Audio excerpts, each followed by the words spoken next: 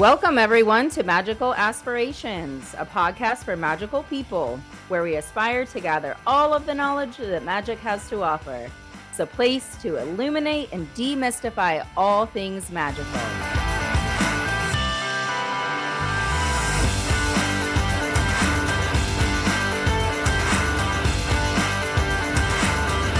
Well, hello, everyone. We are so excited to be back with you during season 2 here of Magical Aspirations. We have a very special guest on with us today, Ashara Mayim, and we just want to open up the floor and welcome her for coming on with us today. We're going to be talking about some really interesting things, including the mysteries of the Wheel of the Year, the Temple of Witchcraft, a local group that she's involved with, and a lot of other really cool things. So welcome, Ashara. Thank you so much. Thanks for having me. Yes. So we're going to just jump right in. Tell us a little bit about yourself as a magical practitioner. So I have been a witch since, I have known that I'm a witch since about 2012. Let me put it that way. I came to witchcraft through a path of healing, as I think so many of us have. And I stumbled very quickly upon Temple of Witchcraft. And so I have been studying with their mystery school for the past 10 years.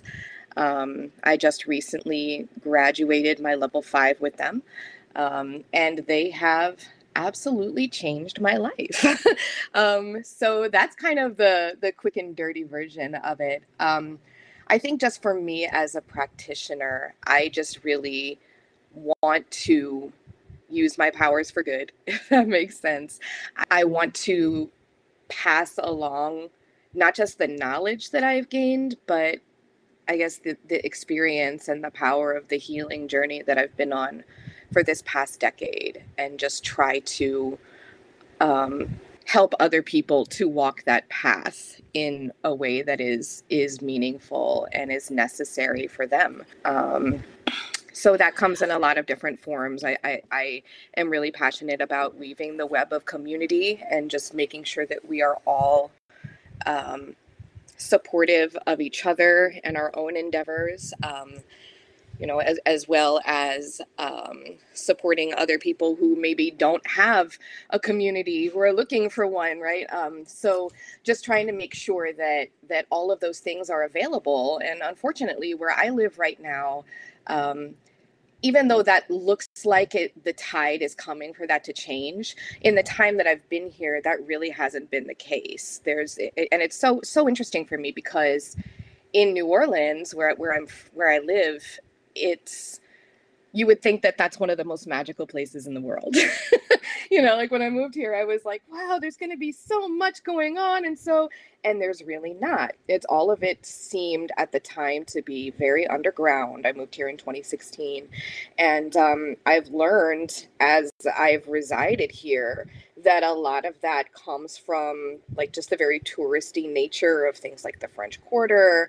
And so, you can't really get into anything that's real practitioners unless you know somebody who knows somebody who knows somebody. And I don't believe that that's the way that paganism should be. And I don't believe that's the way witchcraft should be. I think that it should be open and available to whoever is honestly seeking the path. And so I'm down for the work to help change that kind of trajectory. I love that perspective. I grew up here, like on the outskirts of New Orleans and all of that, in a very kind of not religious centric, but just Catholic Italian family. And so it's hard for me sometimes. I also have been on a very magic based path for about the last 10 or so years, but it's been a path very much my own. I've got some like church organizational trauma. So I'm really fascinated to talk about like the Temple of Witchcraft. Give us you mentioned that there was some history lessons you kind of wanted to jump off with. I'm really fascinated. I would maybe kind of like to start there. Let's start with the history before we start to move forward too much.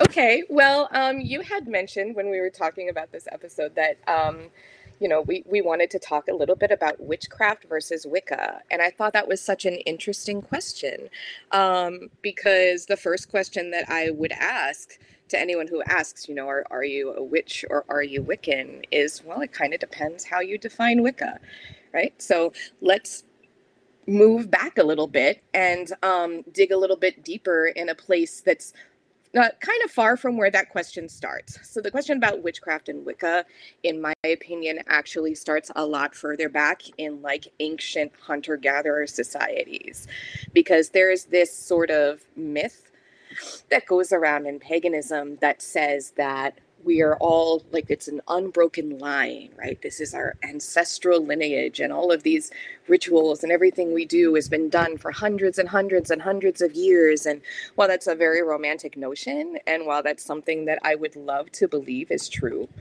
scholars have said that it is not. Sorry to burst anybody's bubble on that. However, they are our spiritual ancestors. And so in these hunter-gatherer societies, they had those people, that were present in the community. And we're talking about the medicine people, the shamanic practitioners, those that people went to when people were sick or when the crop wasn't good, or all of these sorts of things. And so those were the magical practitioners of that time, way back when, before we even really had societies and cities and things of that nature. But when we started settling down, that's when things started getting a little more rooted in their magical practice. So you're talking about temples and rituals and magical technology and honoring the gods and all of these sorts of things. When you think about temples in those societies, when we're talking about ancient Greek, ancient Rome, ancient Egypt, those temples aren't like churches that we think of today. We think of churches today as people coming to this building and they're able to commune with God, and they're able to kind of find healing or peace or whatever it is that they're seeking in that temple. In these ancient societies, the temples were not made for the people. The temples were made for the gods. And so if the temple was kept, that meant that it would send that God's blessing to blanket over the whole community. And so this wasn't a place that you went to worship. It was a place that was kept truly as a house for the gods. So it kind of makes me laugh when I go into, a Baptist or a Christian church now, and they talk about the house of God. Oh, the house of God. This is not the same concept as what we are talking about back then. Another thing to realize about that is that magic at that time was based on the needs of the community for survival. And so we're talking about making sure that we get a good harvest. We're talking about making sure that we can live through the winter. And these sorts of things are where people's spirituality was really focused, because that's what their life was about. That was literally all that they did, and all that they worried about was putting food on the table and making sure that they could survive whatever nature threw at them next. And so nature was quite literally their god, because that was what controlled everything for them. This is also where you start to see the break between high magic and low magic. So you'd see these people in the temples, the kind of high society people with a lot of money would be in these temples. And so they didn't have as much concern with surviving, right? Because they already had their basic needs taken care of. And so they started focusing more on their higher level spiritual needs, things like enlightenment. Whereas if you think about those people who lived on the outskirts of the city, the pagans, right? Paganos, the ones that are the people of the heart, the country bumpkins, right? Like those are the people that really were still focused on their physical needs. And so you started seeing that divide between the high magic practitioners and those kind of lower magic practitioners. So then, for good or for ill, the rise of Christianity came along. Scholars say there's no direct link between paganism of then and paganism of today, because Christianity happened, and so witchcraft as we know it today is not the witchcraft that they practiced then. Which makes a certain amount of sense. Like we're not living in ancient Greece, so it would not make sense that we would do the rituals that were done by the ancient Greeks, right? Like we're not living in ancient Samaria, and so we're not going to be doing those Sumerian rituals. But witchcraft is like, my high priest likes to say, that it's like a plant. You know, it regenerates and it redefines itself based on the age and based on the environment that it's in. So even if you have two different places but the same concept, and you're living in the same time, that's going to manifest in different ways, just as if you planted one plant in the United States and one plant in Ireland, right? And they would evolve in order to fit their environment. The same thing happens with witchcraft. I think that it all comes from the same line and the same thread and the same sort of energies and the same sort of ideas. And so that's why I say these people are our spiritual ancestors, even if this sort of romantic notion that we all fell in love with, right, of like us being in one grand line isn't true. In some ways, it is. So if you kind of fast forward from that into the occult world of the late 1800s, that's where we really started to feed into today's occult world. And it really informed the occult world in a very deep and meaningful way. Even if you look in magic shops in the year 2022, right, when we're recording this, like you can still see books from Aleister Crowley and Gerald Gardner and Madame Blavatsky and all of these sorts of people that really kind of regenerated the occult and witchcraft in our society. So when you look at these sorts of things from the 1800s, like theosophy, Rosicrucianism, Freemasonry, all of those sorts of things that kind of like laid the groundwork for what it is that we practice today, out of that came the Golden Dawn, which was controversial for many reasons, but not the least of which being that women in that order were equal and were able to become these high-level priestesses who then broke off to do their own thing when things didn't go well. So we're talking about women like Dion Fortune, right? Crowley was also trained during this time. So Aleister Crowley, right? Love him or hate him, he really had a deep and profound and lasting influence. And you talk to witches today who say, "Oh, I don't practice any of that stuff," or "I don't really study any of that." Well, you do. Even if you don't realize it, you are, and you do. So even his influence is just undeniable, regardless of what you think of him as a person. So all of this kind of provided the fertile ground for, in the British Isles, for people like Gerald Gardner and Doreen Valiente, Alex and Maxine Sanders of the Alexandrian tradition. Now, some people will say that the Gardnerian tradition was named after Gerald Gardner, and then the Alexandrian tradition was named after Alex Sanders. But there are other people who will say that the Alexandrian tradition is actually named after the libraries of Alexandria and all the wisdom that's collected in them. I don't know. I'm not Alexandrian, so but those are just two things that I've heard. You also look at William Gray and Robert Cochrane and all of these sort of British traditional Wicca people. An interesting thing is at the same time, laws against witchcraft were actually repealed and replaced. So instead of having anti-witchcraft laws in Great Britain, you now had laws that were called the Fraudulent Mediums Act. The assumption being, of course, that witches are fraudulent, right? And so it still became illegal to kind of try to make money and defraud people by teaching them about witchcraft. So all of that to kind of lead up to this question about Wicca versus witchcraft. Asking me if I'm Wiccan or if I'm a witch and what those differences are really kind of depends how you define Wicca.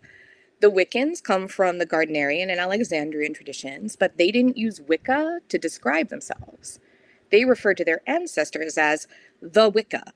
So there's this recording. I listened to it many years ago. It was Alex Sanders, and he was doing, I don't know, some kind of a ritual or something. It was a very short little soundbite, but he just was very dramatic about it. Do you wish to know the ways of the Wicca? And it was just very, it struck me as funny, but it also, like, it's that realization. They're not calling themselves Wiccan. They're saying the Wicca as like the tradition. You go into the 70s and 80s with this initiatory lines of witchcraft, which you can trace the line back. So that meant that you were only a witch if you could trace your initiatory lineage back to Gerald Gardner or back to Alex Sanders. And if you couldn't do that, were you even a witch? And so then a lot of people said, well, yes, I am even a witch, even if I can't trace my lineage back that far. And so if you look at the work of Robert Cochrane of the clan of Tubal Cain, he actually never used the word Wicca. He said witchcraft. And he was actually the one who coined Gardnerian as a pejorative term. Like, oh, there's Wiccans, and then there's those Gardnerians over there, But it kind of evolved over the next several years into a sort of badge of honor or of reality, right? Like I'm Gardnerian, I'm a real Wicca, or I'm Alexandrian. That means I'm a real Wicca and nobody else is. And so it kind of was that attitude and that energy for a long time. But then came along the books that kind of started me on my path. So you look at Raymond Buckland, good old Uncle Bucky, and Scott Cunningham, who wrote the Wicca Solitary Guide for a Practitioner. And they kind of brought along this idea that you didn't have to trace your lineage back, that nobody can initiate you except the gods, right? And so that's kind of where I come from with that, is in my tradition, we embrace the word witch and witchcraft.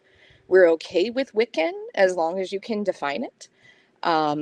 So paganism is the arching umbrella term. Witchcraft is under that. Wicca is under witchcraft. And then within Wicca, we have these different covens and traditions. So at the end of the day, I don't care what you call yourself, as long as you know why. I identify, though, as... Ma'am, you Yeah. are Yeah.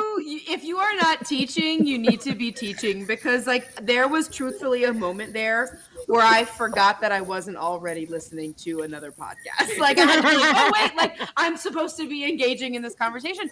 That you've only been doing this for 10 years and you have all of that information, like snaps, claps, all of the mic drop. Yes. Well, thank you. I appreciate that. Well, I think that goes into our next topic there, and talk about your role as a teacher in the community. Can you discuss that?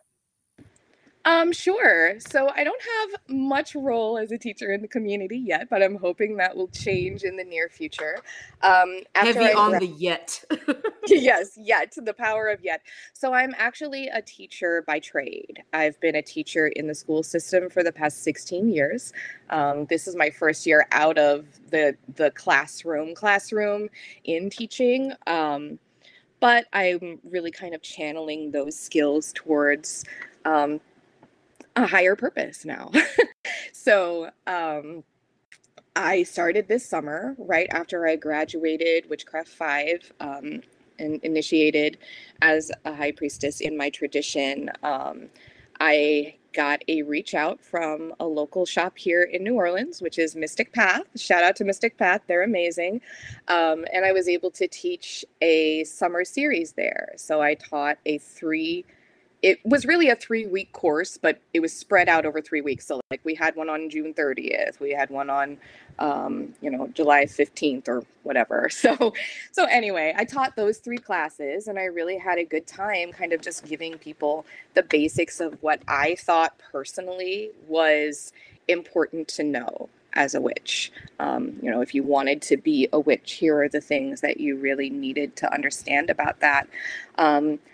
From there, my current project, I guess projects, I'm going to be speaking at Pagan Pride Day in a couple of weeks, and I'm very excited about that.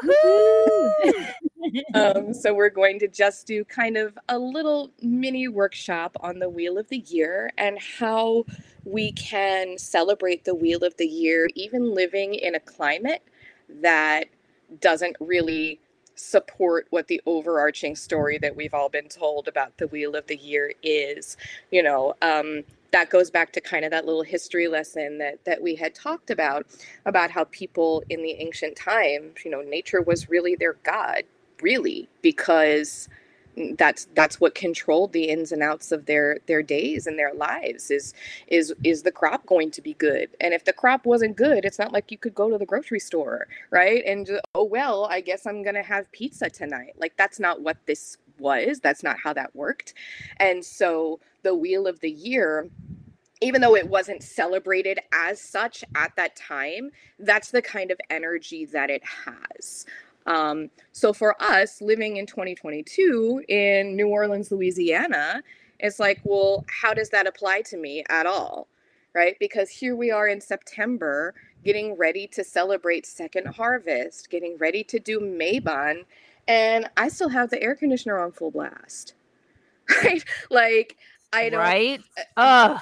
It's so like, and thinking about Imbolc, a lot of times by the time we celebrate Imbolc, ain't no snow, ain't no ice here. Like, that's ridiculous. Like, and so just trying to look at the Wheel of the Year through a different lens, trying to honor that same energy that our ancestors lived by in a climate where we can't really feel that and we don't really connect with that on that same visceral level. And just understanding that there's more energetics behind these Sabbats than we realize. There's more to celebrate here than just the same old story that we've been celebrating year after year after year as we go to these rituals. And like, there's something very holy and very, it's not to disrespect or to push away those old stories and kind of those traditions that we observe every year. I think those are very important. I think those are very sacred. But I also think that you can't stop there. You know, you can't get stuck there. I totally agree with that. And that leads me to a question here. How would you then celebrate Mabon? What else is there to appreciate besides a second harvest coming up? So for me, and a lot, this is the answer for me for all of the agricultural holidays, is really just a matter of looking at the cycles of your life. You know, this is not just the Wheel of the Year. This is the wheel of your life. And so looking at what seeds did you plant this spring? What things did you set into motion that are now coming about and are seeing a beautiful and flourishing harvest? You know, for me, it was, just for an example, this spring, I started seeking out new jobs, and I put forth the intention that I did not want to be in the classroom anymore, just for a variety of reasons. And now I am coordinating a special education department, and I'm not in the classroom, but I'm still able to advocate for my kids, and I'm still able to advocate for the teachers I have under me. And this is a direct result of the seeds that I had planted in the spring. So I think just trying to find a way to celebrate the wheel of your life, not just the wheel of the harvest. I just appreciate this so much. And it really has me fascinated in just like your own personal journey from, you know, when you first started your witchcraft, because I believe you said there was 5 witchcraft courses that you had to go through. Yes. Yes. So when you started in Witchcraft 1 compared to now being in your High Priestess, what do you feel has changed for you? Everything. Fair, absolutely. To put it lightly, just my whole life. Yeah. Love it. Just my entire life. I can safely say that when I started Witchcraft 1 in 2012, I had no idea what I was getting myself into. Christopher has in his book, The Inner Temple of Witchcraft, which serves as the basic text for Witchcraft 1, there is an intention ritual that you do at the start of that class where you write out this little incantation on a piece of paper and you roll it up and you keep it in your on your altar the whole year.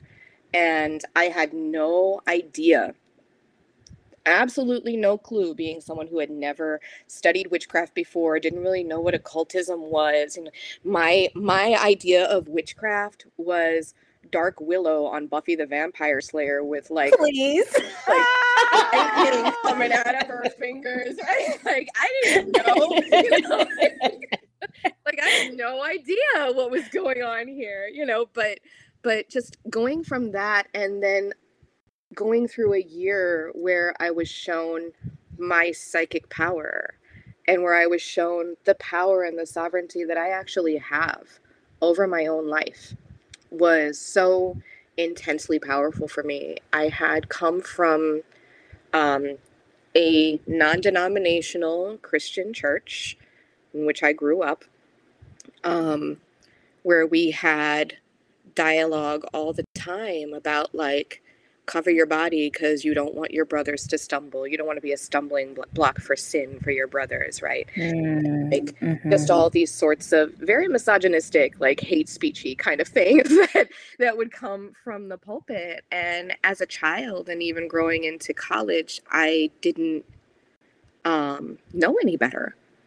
Like that was my life, and that was what I knew was this ultimate authority of God. Like I was involved in this group that I remember in high school that was run by the pastor's wife, and she would have us all gathered around at her feet, and we would talk about being good helpmeets for our husbands, right? Like and just all of these very disempowering kind of messages that I internalized and that I brought with me. And even today I'm finding, little pockets of like internalized misogyny and internalized homophobia that I'm still working through, and just being very honest about that.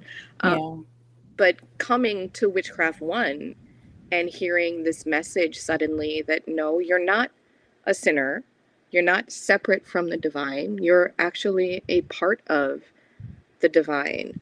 You're not, Christ is not in you. You are in God. Like the ocean is in a wave. Like you're divine, and you need to step up and own that and understand your own power. And I think that first year was really just a lot of pushing off that old paradigm and putting on a new, I don't even want to say that. It was like taking off something and stepping into my true self. It was like coming home for me.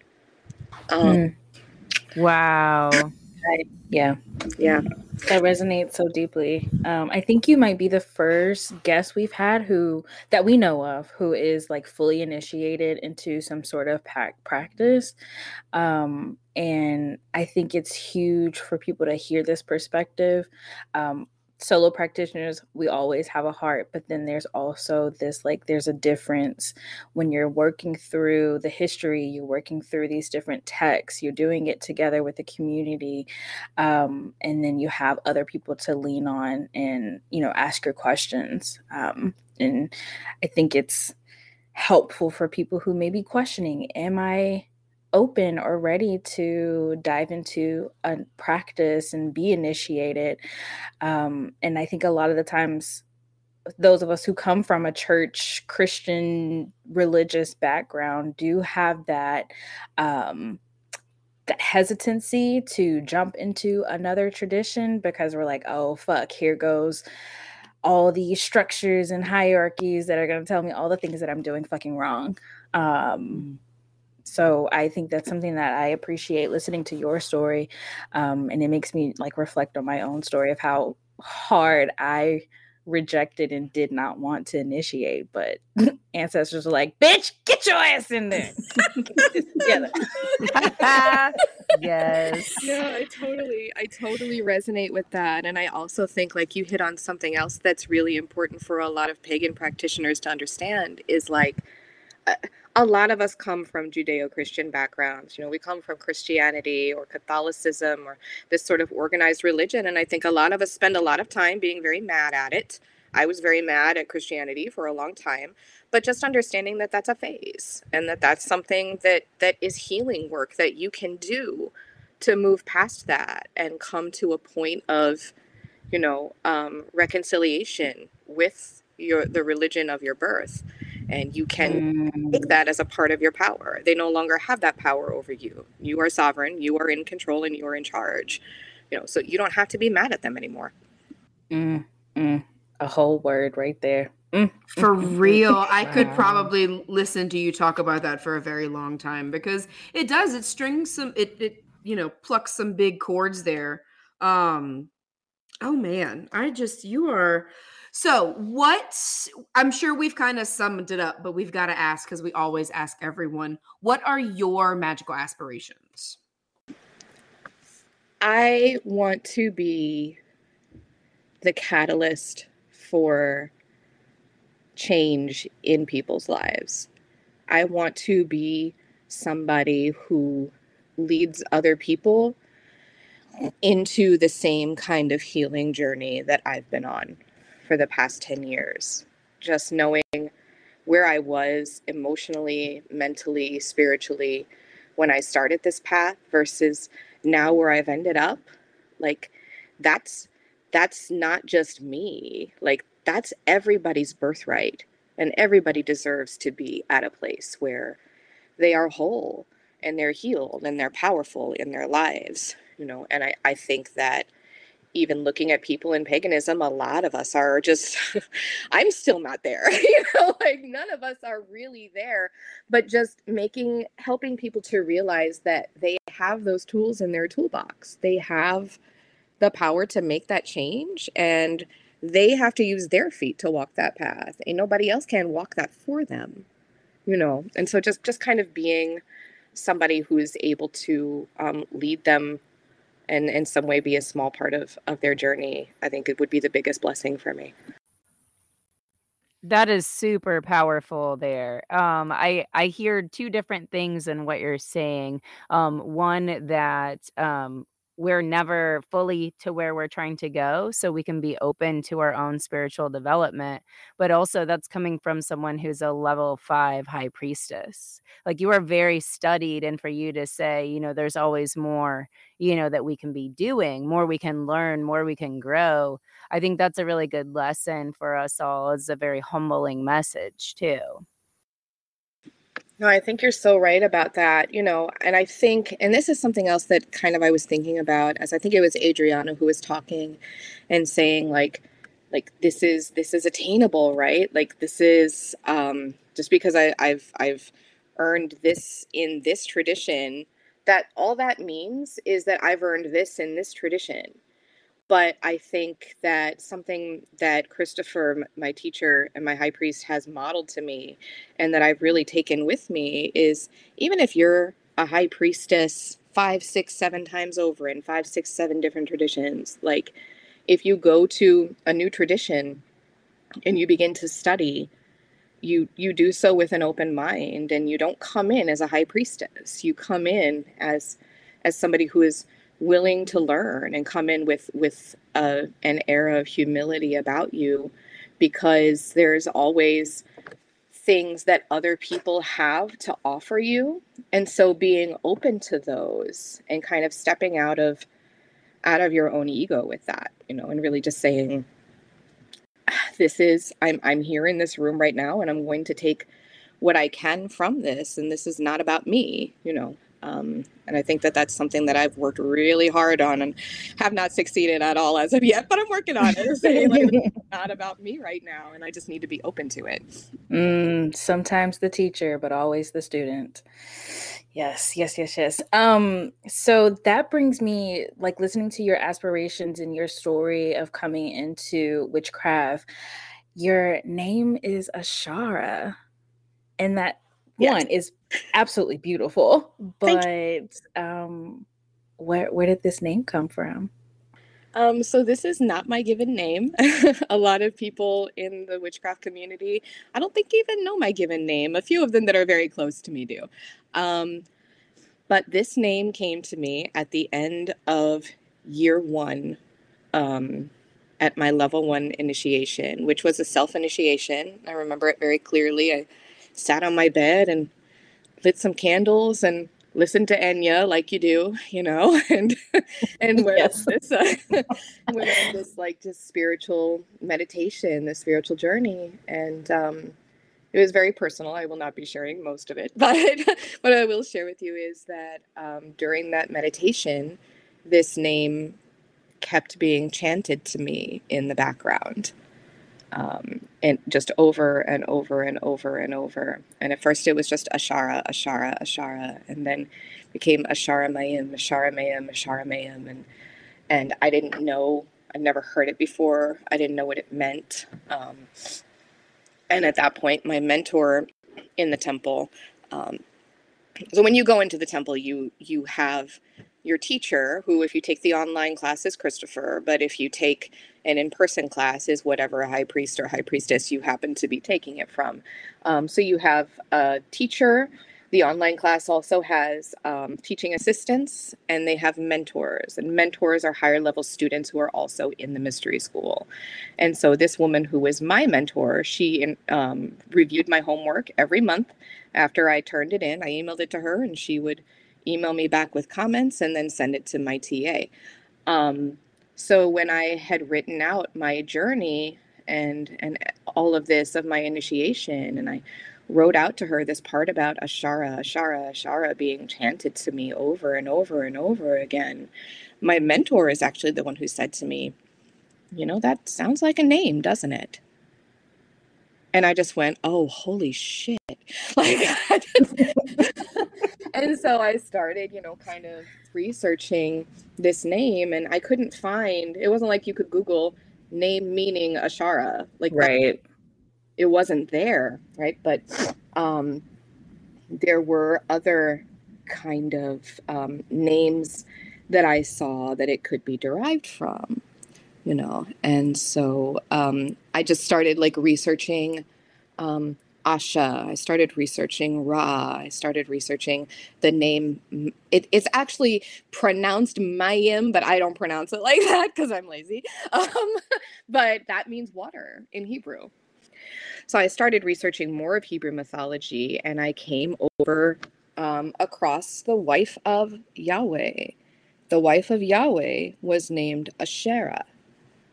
And so I started really, diving kind of deep into Hebrew mythology and the meanings of all of those things. And so all of that just to say, I eventually, of course, took that as my name. And it's very meaningful for me, not just because it was the name that was given to me at initiation, but because it is an indication of, when I told you earlier, I was stepping into myself. This is one way that I step into myself. This is a face with which I interact with the world. And so when people call me Ashara, when I see or hear or write the name Ashara, I know that I'm speaking from that place of magic and that place of empowerment. And I can be that me. This is giving me chills. It's making me tear up. Wow. I have started to realize this has been a fascinating change, and we'll say the last 6 months. The feeling of magic, I get this feeling right at the base of my skull. And as you were talking, I was just like, holy shit. Ma'am, you are giving okay, so we know that Reverend Raven can be some big shit sometimes, and we hear her voice change. The same thing happens with you. we'll call it your magic voice on. It's very powerful, ma'am. Good. Ooh. Thank you so much. So I have a question about that, the name. Were you thinking when you went into that initiation, like, I want to figure out my magical name? Was there an intention of discovering a new name, or was that something that just kind of happened? So for me, it just kind of happened. I didn't really have a goal of trying to find my magical name. It had been mentioned to us in class that it was something that could happen. You know, oh, the spirits might give you a name, or you could choose to take a name for yourself, which a lot of people do. But I hadn't really. So let me back up. All the way through Witchcraft 1, did not call myself a witch because I felt as though I was too green, I guess, and too new for that. And I don't recommend this as a course of like something you should do. Don't call yourself a witch till you're initiated. Like, that's not what I'm saying at all. But what I am kind of saying is that, like, for me, that was a piece of myself that I was not really yet willing to fully embrace. And that was a piece of myself that I didn't feel worthy of yet, even though I didn't feel that about myself. I just wasn't there on my healing journey. And so when I went into that initiation, the only thing I kept telling myself is, once I get through this initiation, then I can call myself a witch, which was really all, that was my only goal at that point. I didn't have aspirations of moving on to Witchcraft 2, let alone like 3 or 4 or 5, right? So that was really just like my only goal. So when the new name was given to me, it was kind of profound for me, because this was a signal of like, this isn't the end of your journey. This is the beginning, and that was just amazing for me. So yeah, I guess just to say, like, my experience, I'm not saying that should be everybody's experience at all, but just for me, it was pretty incredible, and it was something that I just kind of allowed to happen, and I'm very thankful that I didn't rush it and try to take a name that I wanted. I like this one, I'm gonna take this. But I just waited for it, and it turned out to be extremely meaningful for me.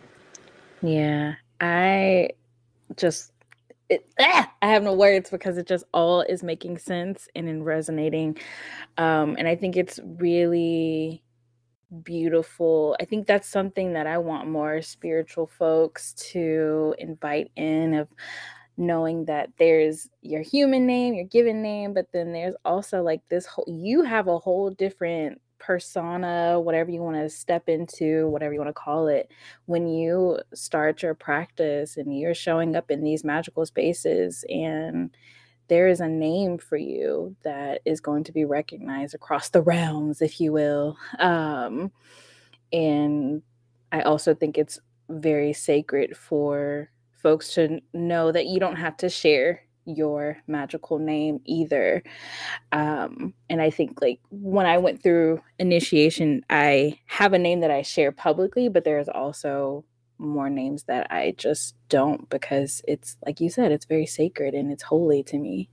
So I'm glad you brought this up. Juicy.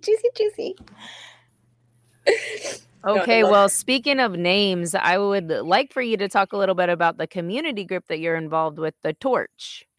Sure. So the Torch is not the Temple of Witchcraft. So I want to make that clear right off the bat. Those are two different things. So the Temple of Witchcraft is what I am involved in and the tradition that I am initiated into. But the Torch is an open circle locally here in New Orleans that was started on Samhain of last year. And that kind of goes back to what we were talking about earlier, as far as there not being much here in New Orleans. There was a few things when I came to New Orleans in 2016 that I kind of tried to go to, and none of it really resonated with me.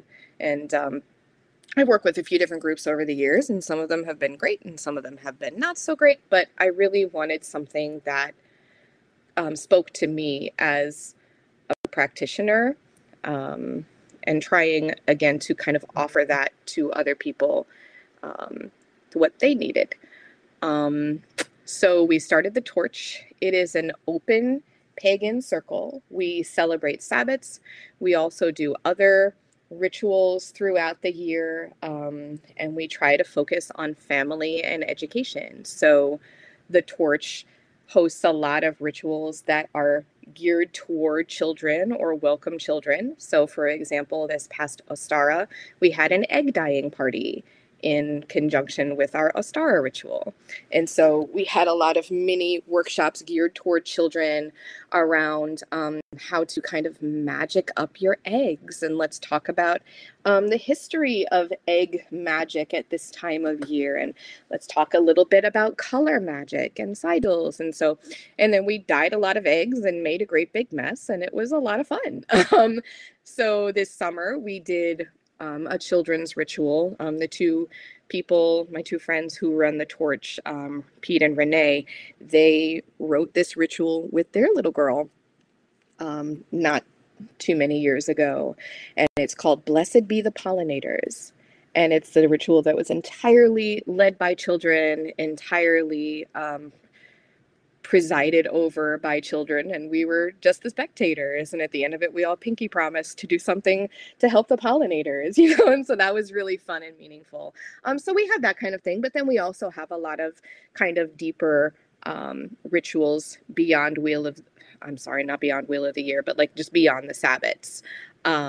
For example, in a couple of weeks, we will be doing a dumb supper. And so this is just for members of the torch. Is very limited seating. I'm not sure if we're full yet or not, but we'll be eating supper in complete silence and writing a letter to our beloved dead, and then going out back in my backyard and burning the letter. So, and that is not a child ritual. So, we kind of try to just extend a variety of things to the community so that people can feel involved, people can get ritual experience, people can feel empowered to lead a ritual if they want to, and just kind of provide that piece that we feel like is missing from the community right now. That is really amazing. How can people get a hold of you guys if they want to join in? So you can contact me or Pete or Renee on Facebook. There is also Facebook pages that we have. So if you search The Torch, you'll find our public Facebook page. We are working right now on getting a mailing list together. But barring all else, we will have a table at Pagan Pride. So come say hi to us. Yes, this is so exciting. Does anyone else have questions? I wanted to ask just something really specific about the ministries in the temple. I was just going to ask about the dumb supper, if you could just explain a little bit more about what that is, for people that might not be able to join y'all, but maybe want to do something like that on their own or with their own friends and family. Sure. So the dumb supper can be done any number of different ways. I'll explain to you how we are probably going to go about ours, but none of this is set in stone. So basically, dumb supper is an old pagan tradition. We all know that around Samhain is when the veil between our world, the world of the living, and the world of the dead gets very thin, and that makes spirit contact extremely easy. And so putting in that and incorporating into that the idea of honoring our beloved dead, we have a supper where there is one place setting for our beloved dead. And on that place setting is food that we do not touch. And then the rest of us sit around the table and we eat with a token of our beloved dead. So that could be something that that person has given to us. It could be a picture of that person, but we sit and we eat this food in silence in order to commune with whatever spirit or beloved dead we have invited to come sit with us that night. In our particular version of the dumb supper, we will be bringing foods or dishes that our beloved dead enjoyed so that we can enjoy them as well. And there will be a pen and a piece of paper at every setting. So we'll light our candle, put our token beside the candle and invite this person to come dine with us. And then we'll write them a letter of everything that we would like for them to know or that we'd like to say to them. So the entire thing is completely silent. I don't know if anyone here has experienced ritual silence or prolonged ritual silence, but that can be extremely, extremely powerful. After we are done, we will get up, we'll leave the space, and we will wrap our letters around some pine cones and throw them into the fire to send our letters and the spirits off with our love. Wow, that's really cool. I really want to do that at our home. I'll probably wait till Yeah, it's a thank little you closer for to asking, shower. Becky. Yeah. We'll definitely do this. Thank you so much. You are just such a wealth of knowledge. I really appreciate you sharing it with us today. Well, thank you. Adriana, what was your Adriana. question? Yeah. LOL. I was like, I love juicy questions. Go on. So I, of course, did some diving into the Temple of Witchcraft website, and it was just all up in y'all's business about the structure. And what really fascinated me the most was the breakdown of different ministries according to zodiac signs. Yes, yes. Absolutely. Just, yeah, that scratches an itch in my brain so good. And I know that you're probably a part of some ministries, so which ones are you connected to? So right now I am most connected with Sagittarius Ministry, which is over the mystery school. That makes sense. So, But of course. but of course. So currently right now I am serving as a teaching assistant for Witchcraft 1, for the online Witchcraft 1 class that actually just came into session at the beginning of September. So I'm one of several, because Witchcraft 1 is traditionally a very large student body. So there's several of us. So I'm doing that, and I'm also working towards my ordination so that eventually, knock on wood, I'll be able to teach mystery classes in person here in New Orleans. So that's a goal that I have for myself, and I'm definitely working towards that. In addition to that, starting at Yule, I will be working with the Pisces ministry, which is over ritual. So I want to start doing Temple of Witchcraft rituals. I will also be teaching a Wheel of the Year, Mysteries of the Wheel of the Year class through the Temple of Witchcraft. Christopher Penczak is the one who designed and wrote the content, but he has graciously agreed to allow me to teach it this coming year. So that is also part of the Sagittarius ministry. And then beyond that, I am also involved in the Leo ministry, which is over the archetype of Leo is the artisan.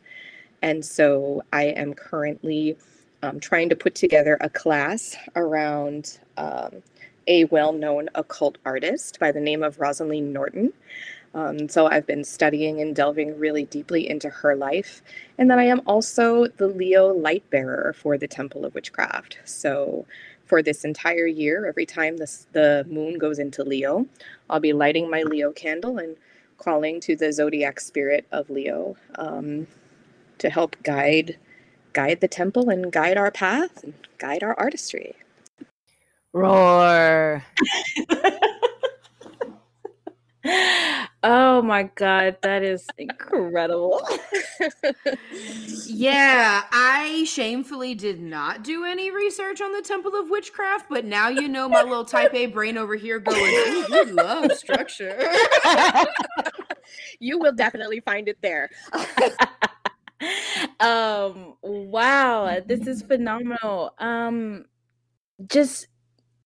Is there anything that you just like want to leave our magical aspirations folks with? Well, I do want to leave you with some information on the Temple of Witchcraft so that you can find them and research them more if that's an organization that you're interested in. They're actually based out of Salem, New Hampshire, but they have members and influence that literally stretches the globe. We have a high priest who just got initiated in Italy, and we have a couple people in England. They're all over the place. So you can find them at www.templeofwitchcraft.org. Also, if you look on YouTube, there is a documentary out there called Love, Will, and Wisdom, the Temple of Witchcraft documentary. And if you have not seen it, I highly, highly, highly encourage you to go check that out, because it's stinking amazing. And it really kind of like tells a lot more about that organization than I could ever tell you. The mystery school is incredible, and if you commit to it and you do the work, it will change your life. And as one of our high priestesses is fond of saying, if you don't do the work, then the work does you. So that's the one right there. So anyway, I just want to encourage everybody like to just walk your own path and really embrace the process of healing, because in our world right now, there's so much going on that is hurtful and frustrating and scary.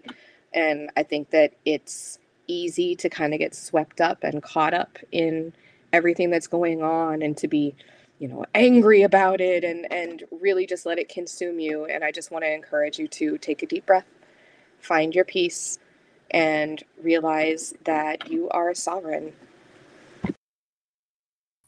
Wow. Yeah. Wow. That's powerful. there. Well, thank you. you. Oh my gosh, so much. And I was just going to give a quick plug in here for our listeners. If you're interested in checking out the Mysteries of the Wheel of the Year course, Ashara will be teaching it coming up here in November. So you can register online for that. If you're local to New Orleans and looking for a group to practice with, The Torch, check them out on Facebook. They have a public group like she was mentioning. And again, just want to give a huge shout out to Ashara. You've been a wealth of information, and like I said, just an inspiration for us all to continue finding our path, whatever that might be. Thank you so much for having me. I really enjoyed this. And thank you to my co-hosts, Annalisa and Adreyauna. It's been a pleasure as always. As always. As always. We love y'all. Have a magical week. Thank you. You as well. Yeah. Signing Stay true to your off. magic. Stay true to your magic. Bye. Bye.